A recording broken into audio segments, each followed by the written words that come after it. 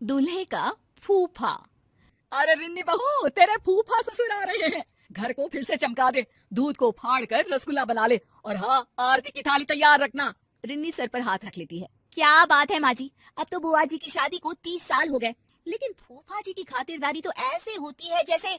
अरे बहू, तुझसे ज्यादा तो मैं परेशान हूँ, लेकिन करूँ भी तो क्या। तेरे ससुर जी से उनकी माँ मरते वक्त यही मांग गई थी कि कुछ भी हो, उनके दामाद की खातिरदारी हमेशा रहनी चाहिए। तो बेटा। हाँ हाँ ठीक है माँ जी, मैं अभी जाकर इंतजाम करती हूँ। थोड़ी देर में एक छोटी सी हाइट का पतला सा आदमी घर के अंदर आता है। अरे नहीं नहीं, कछु नहीं चाहिए हम लोगों को, घर में मेहमान आने वाले, भागो यहाँ से निकलो। अरे क्या बदतमीजी है, घर के किसी बड़े को बुलाओ। तभी वहाँ रिन्नी बहू आ जाती है। अरे फूफा जी आप, आइए आइए, ये नौकरानी है घर की, इसे कुछ पता नहीं। अरे कैसे पता नहीं, घर पर काम पर रखा था तो परिवार वालों की फोटो नहीं दिखाई थी एल्बम में।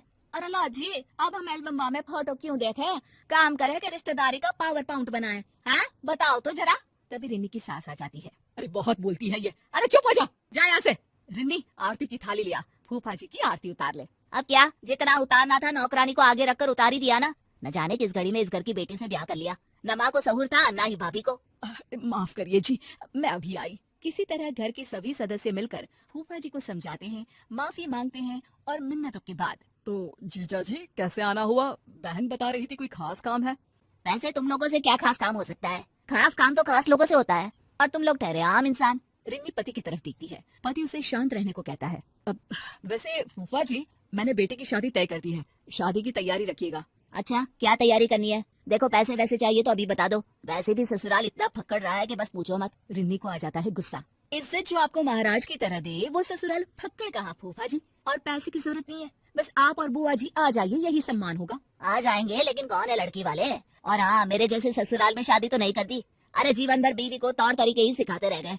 देख लो, लड़की के बाप से बात कर लो, क्या क्या दे रहे हैं, कहीं ऐसा ना हो हम लोगों की तरह तुम लोगों को भी कुछ ना मिले सिवाय लड़की के। सभी को फूफा की बात पर गुस्सा आता है, लेकिन कर दे भी तो क्या, मरी माँ की आखिरी ख्वाहिश को मानकर शांत रहते हैं। उनके जाने के बाद मैंने जीवन में ऐसा आदमी नहीं देखा, कुछ नहीं होता था इन लोगों के पास। बाबूजी ने बिजनेस शुरू करवाया, पैसे देकर घर खरीदवाया, बिजनेस का गुण सिखाया, और आज अपने ससुराल को भला बुरा बोल रहा है। पर माँ, बुआ कुछ क्यों नहीं कहती, उन्हें तो स्टैंड लेना चाहिए ना अपने मायके के लिए। अरे क्या करे वो बेचारी, जब से शादी हुई है उसकी तो किसी ने सुनी ही नहीं, बस घर का काम और पति की हाँ पर हाँ। कभी माँ बाप ने सिखाया ही नहीं कि अपने हक के लिए खड़े हो। रिन्नी और सास के बीच आई गई हो जाती है कि एक रोज रिन्नी के ससुर जी कहते हैं, अरे क्या क्या तैयारियां चल रही है शादी की, वो क्या है ना, कमला बुआ आ रही है, फोन आया था। क्या फूफा जी भी आ रहे हैं साथ में? वैसे भी आज हम लोग मेरे बेटे के होने वाले ससुराल जा रहे हैं। माँ तुम बुआ को देख लेना, मैं और रिन्नी तो नहीं होंगे, हमारा जाना जरूरी है। अरे क्या पता बेटा, लेकिन अगर वो साथ आए तेरी बुआ के तो घर पर तो बवाल मचा देंगे। बेटा करता भी तो क्या, नहीं गया अपने बेटे के ससुराल, और माता पिता के साथ बैठकर बुआ और फूफा जी का इंतजार कर रहा था कि तभी बुआ आती है। अरे वाह मेरी बहना, बड़े दिन बाद आई। हाँ हाँ कमला दीदी, आपके पतिदेव तो आए थे, आप भी साथ आ जाती। क्या हो गया, दोनों साथ घूमते नहीं है क्या?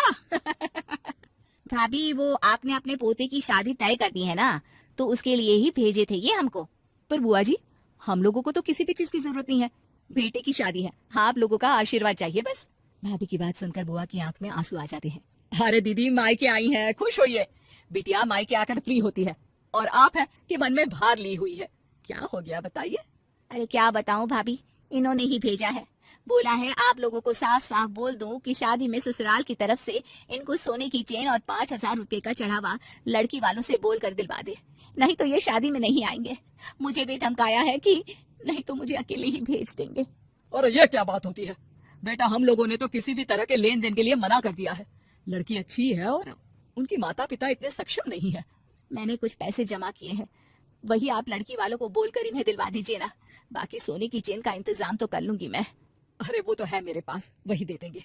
रिन्नी बहू, जाकर सुनार के यहाँ से पॉलिश करवा लेना, या तुड़वा कर नई ले लेना। बुआ के चेहरे पर मुस्कान आ जाती है। मैं आज भी आप लोगों पर बोझ बनी हूँ ना भाभी। अरे कैसी बात कर रही हो, माँ पापा नहीं है तो क्या हुआ, तेरा भाई और भतीजा तो है ना। जीजा जी को बोलना सब कुछ मिलेगा, परेशान ना हो बस। शादी वाले दिन लड़की के पिता कहते हैं, ये लीजिए भाई साहब, ये पैसे और सोने की चेन। वैसे आप लोगों की औकात क्या इतना ही देने की है, और क्या क्या दे रहे हैं आप लोग दहेज में? या आपकी शादी भी ऐसे ही हो रही है जैसे मेरी हुई थी, फक्कड़। नहीं नहीं भाई साहब, हम लोगों को बिल्कुल लालची लोग नहीं मिले। बहुत ही समझदार हैं ये लोग। लड़की को ही दहेज मानते हैं। लेन देन के नाम पर भी सिर्फ यही लिया है जो आपके हाथ में है।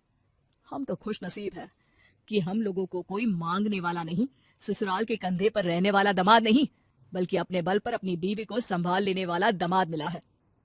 ये सुनकर फूफा जी का मुंह उतर जाता है और उसके बाद फिर वो कभी कोई डिमांड नहीं करते।